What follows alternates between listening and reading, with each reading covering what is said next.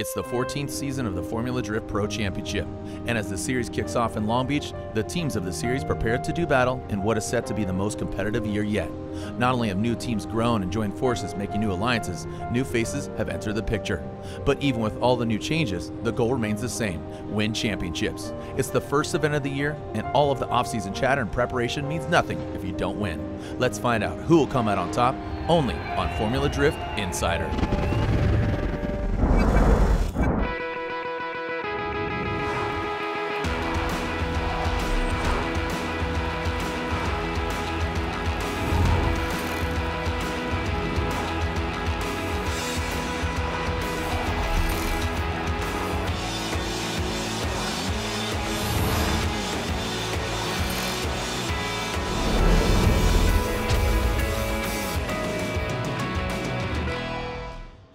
To know where you're going, you have to look back at your past. So let's take a look at the 2016 season.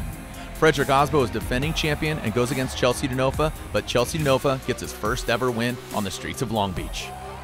Round 2, Road Atlanta. Vaughn Gittin Jr. has been drifting here for now 13 years. He takes the overall spot with Dai Yoshihara in second. Orlando, Latvian driver Christos Blus, one clip away from taking the victory away from an eventual winner of Frederick Osbo. New Jersey, Drift Alliance brothers Chris Forsberg and Vaughn Gittin Jr. do battle, with Vaughn getting the victory. True North, Montreal, Canada plays host to an exciting event with Frederick Osbo getting the eventual win. Monroe, Washington, the battle in Seattle lives up to its nickname as Chris Forsberg pushes too hard, with Odie getting the win and Chris Forsberg grabbing his 4th podium. Texas, the Lone Star State, the Lone Star, Matt Field gets his first ever win. Chris Forsberg consistently on the podium, but Matt Field goes back-to-back, shocking the drifting world and getting the victory at the House of Drift. And with a final round, a champion is crowned. Chris Forsberg, 6 podiums but without a win, accumulates the most points to make himself the first ever 3-time champion. Can he make it 4? Chris Forsberg, somebody who I've always looked up to. I think since the very beginning, he's been my favorite driver. I think that a lot of drivers might say the same thing. Owning his own team, being very successful, winning 3 championships. It's impressive, and it's something to model other teams after. He's super smooth. My guys nicknamed him Ice Cream just because how smooth he is in the car. And you know, he's a feared competitor by all. 3 championships is a lot of hard work. It's dedication. It's understanding what it takes to put together a championship winning program. And he's figured out that formula. So I think that's why we've seen so much success from him. Well, after winning a championship in 2016, you could almost say that it couldn't have gone any better, but we did not get a win, which is surprising. However, it shows time and time again what I continue to say is that consistency pays off. And finishing on the podium 6 times in a row from round 2 through 7 is what took us all the way to first place. Being the first and only driver to win 3 championships is awesome, and but it's a great feeling. You know, I love Formula Drift and been here since day 1, and will continue to do it as long as I can. And as long as we stay competitive, which we have proven time and time again, that we will continue to come out and hang out. Yeah, last season was crazy. Ended in dramatic fashion. Championship chase down to the wire. Chris Forsberg kind of barely eking it out with Osbo and Gittin on his heels. I think we left off with a lot of those teams kind of unanswered. A lot of that has to do with the ability to understand what it takes to put together a championship level program, and the fact that these guys are veterans. They're able to learn new things on the fly, take all the data that they have from their existing programs and teams and apply it to the new things that are going on within the sport, including new competitors that are up and coming that are challenging their dominance. You know, in the end, Forsberg took it. He deserved it. He probably outsmarted the field. Fantastic driving, good strategy. Made me even more poised to get back at it for 2017. You know, last season went very well for us. We debuted our brand new Ford Mustang RTR, got 2 wins, 4 first place qualifiers, and finished 3rd overall in the championship. We were battling for it all year and just came up a bit short at Irwindale. My strategy is pretty simple. I'm out here to go as hard as I possibly can, rub walls, run my competitors' doors, put it up on 3 wheels, and drive as aggressive and committed as humanly possible. Formula Drift Insider on CBS Sports Network is sponsored by Black Magic. Own your shine. By Blackview Dash Cameras. And by Hankook Tire, driving emotion. 8 rounds of competition, lots of tires, fiberglass, pretty girls, great looking cars. The formula is Formula Drift. It all begins in Long Beach, California. What does it take to win a championship? You know, to win an 8-round championship, you definitely have to focus on the long haul. You have to take it event by event, not get over excited about any one event in particular, but just focus on checking the boxes of what you need to do in order to be there at the end. Most importantly is car reliability. And second to that is using that reliability to manifest the skills that you have as a driver to do what it takes out on course. The sport has always been solo sport. You're the driver, you're the car owner, you're working on your car. I think the evolution of that is that it's become more of a team sport. Drivers teaming up and working together and finding efficiencies, sharing crew chiefs and mechanics and spotters and working to share data information to kind of progress their driving skill and progress their vehicle setup that much quicker and accelerate that much faster. Our cars aren't brand new anymore, so we're going to be showing up to tracks with all the notes we had from last year, which is going to help us significantly get up to speed even quicker than we were able to last year. I tell the guys what I need in the car. They tell me if it's what they believe I need in the car. We meet in the middle, they handle it and get it done, and if I have to put a sticker on the car, that's pretty much the extent of my abilities. Allows me to focus on the things that actually matter and the bigger picture of everything, you know, trying to progress this sport as a whole, and then as well winning, you know, championships, and that's what we're trying to do here. It took me a while to get there. It took the right crew and the right car for me to get there as well, because in years past I didn't have the car to do that. But now we do, and the cards kind of fell into place. How do you stay confident? It's there's a fine line between confidence and cockiness. You know, sometimes that bites you back. It works for some people, but I don't like to have that kind of mentality. I just come out and do my best with my team, and the results will speak for themselves. You know, as much as we're trying to improve every year, the rest of the field is also improving. So coming into this year, what I expected was a lot of grip, really fast cars, guys that are even more consistent. I knew this would be a hell of a battle. Regardless of your competitors, the unforgiving track is another element that all drivers have to take into consideration. Starting the season at such a technical course, it's definitely challenging. Drivers want to push it to the limit, but I think it's about kind of holding it and dialing it back just a tad to be able to stay in between these walls. So this year they repaved the front straightaway at Long Beach, so it's a little bit different. There's a little bit more grip on the straightaway. The first turn is 100% blind. You cannot see where you're going until you are past the actual apex of the turn. So you have to throw it in, and you're kind of playing that waiting game, and you're looking for your visual cue. As soon as you get that, the rest of the run is pretty much on throttle. This track is so easy for people to get scared, and there's no exit. No matter where you go and you mess up, like if you don't stop in time, you're catching a wall. It is kind of like a pinball game as you're bouncing in between the walls, blind turns, no room for error.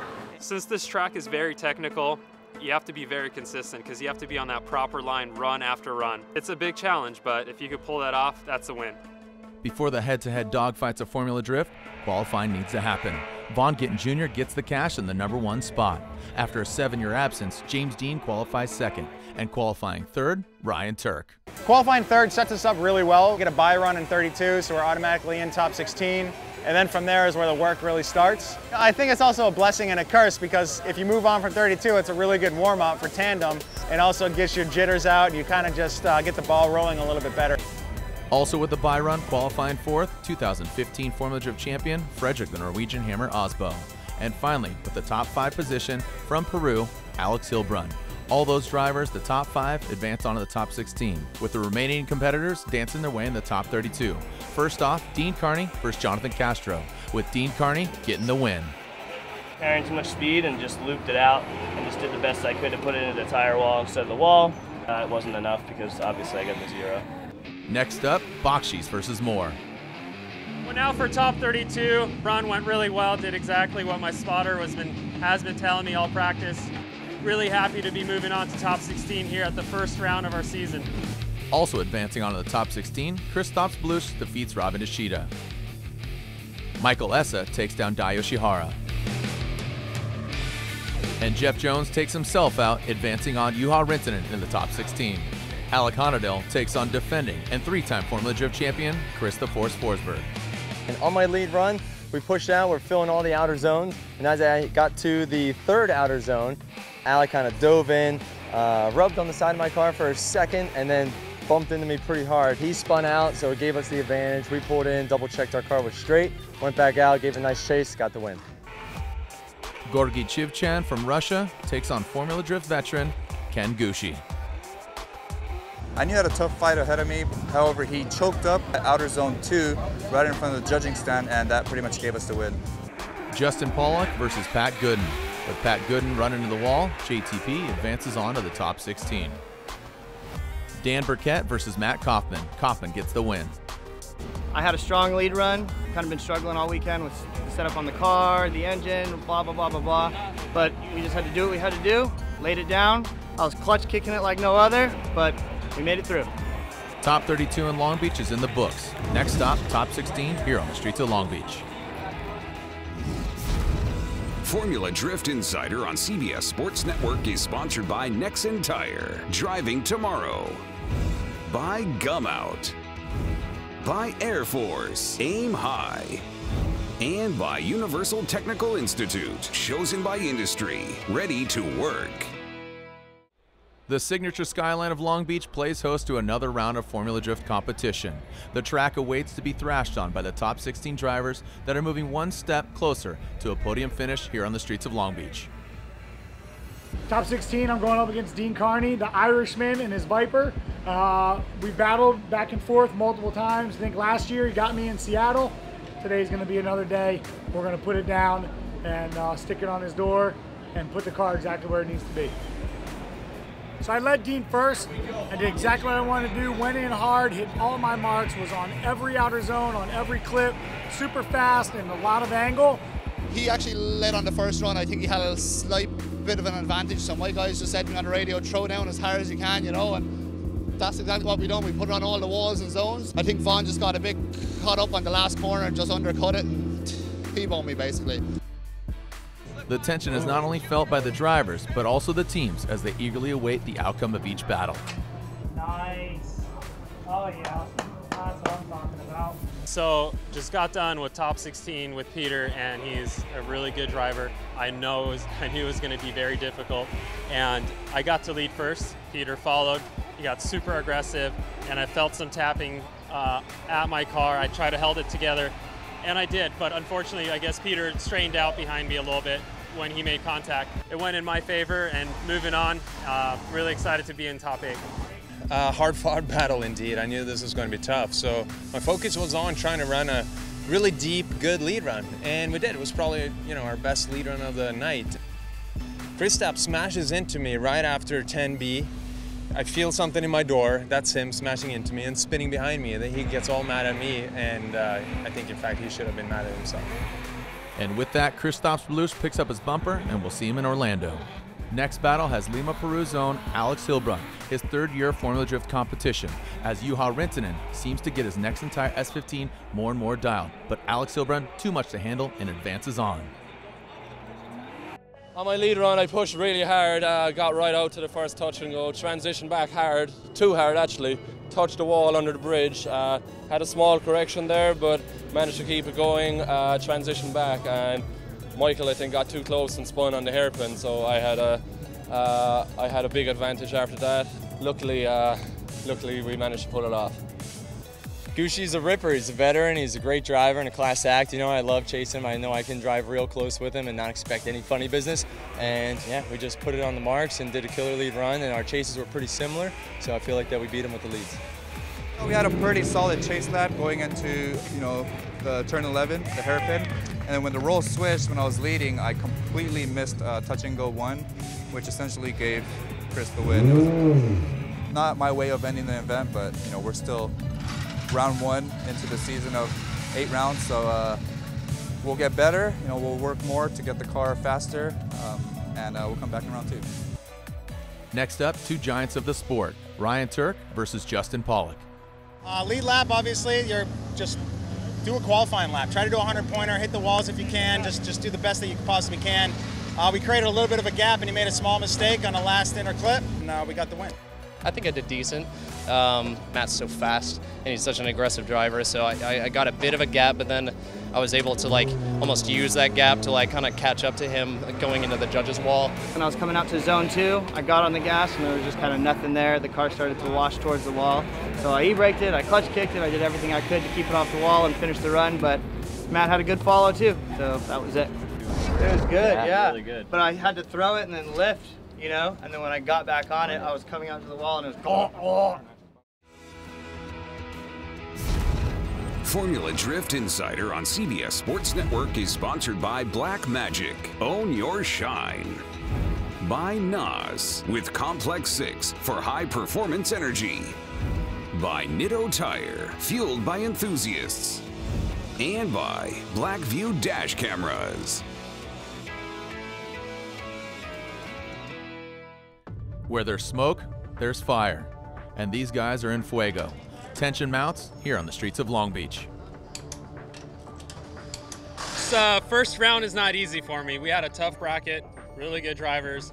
My spotter told me, hey, he was pretty close to you, so when we switched and I followed, I had to be right on him. I tried to just stick to his door as much as I could. I was okay with leaving some rubber marks on his door, whatever it took, you know, and I guess that's what it took, and we got it.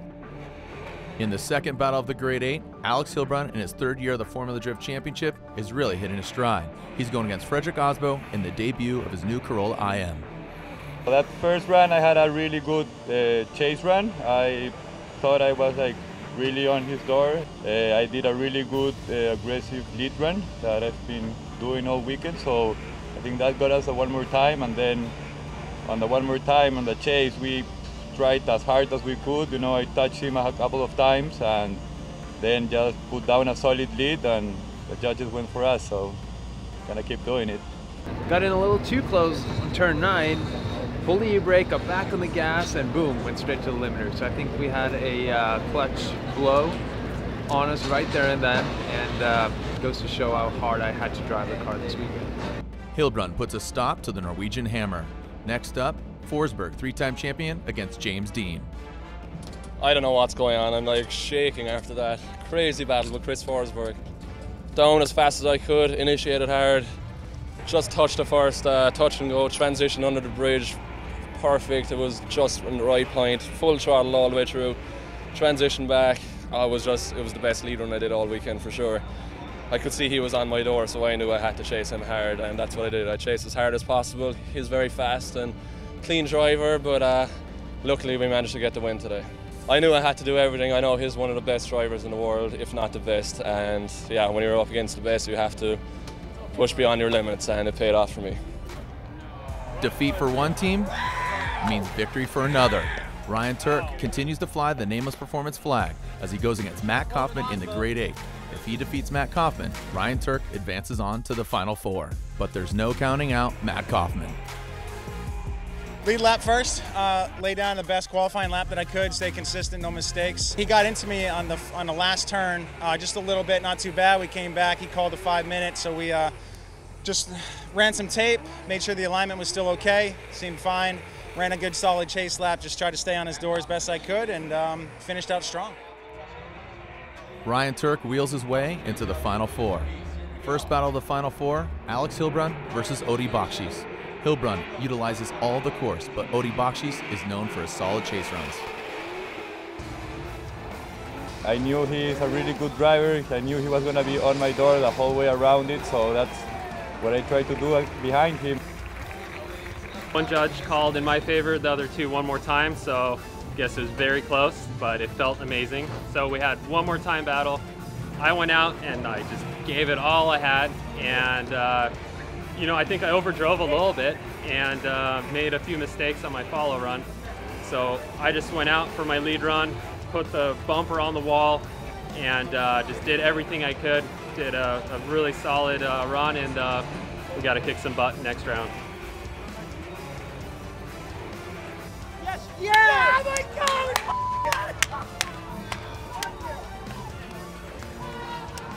got onto all the zones just as good as my qualifying yesterday, and chased them really hard, and yeah, stayed close to them all the way through and managed to get the win. So yeah, I'm driving out of my skin right now, but... So I had a little mistake on my part. I know he went slightly shallow to stick with me on my end of my run after the judges, and you know, he got awarded the win. So time for us to move on. We'll go back to Nameless, make this car even better, and come out swinging in Orlando. With Ryan Turk packing his stuff, James Dean has gone through some big names in the Formula Drift paddock, and now he enters the finals against Alex Hilbrun. James Dean initiating into that rear touch and go, utilizing all the track just like Alex Hilbrun has throughout the entire weekend. Will James Dean shock the drifting world and live up to the hype that we saw on the internet? Well, Alex Hilbrun wants to put a stop to that. In run number 2, Hilbrun's in lead position with James Dean in chase, and that is not where you want to be. James Dean had some of the best chase runs throughout the weekend. Hilbrun gets all the way out to that first outside clipping zone, utilizing all of the course, and everywhere Hilbrun went, James Dean would follow. These two drivers left it all out on the track and even into each other's car, all the way until they wrap it around that final clipping point. Fiberglass, rubber, tire, emotion, blood, sweat, gears. It all goes into a Formula Drift vehicle and, of course, a victory. James Dean left it all out here on track. Media, models, the fans, they all witness history. James Dean gets the victory, a near perfect event as he qualified second and took it all the way to the top. James Dean is your winner in Long Beach. First FD event in 7 years, and I have no words. Crazy. We just won our first FD event. Insane. We'll see you in Orlando for the next stop of the Formula Drift Championship. In association with Formula Drift, this has been a presentation of CBS Sports Network, the 24-hour home of CBS Sports.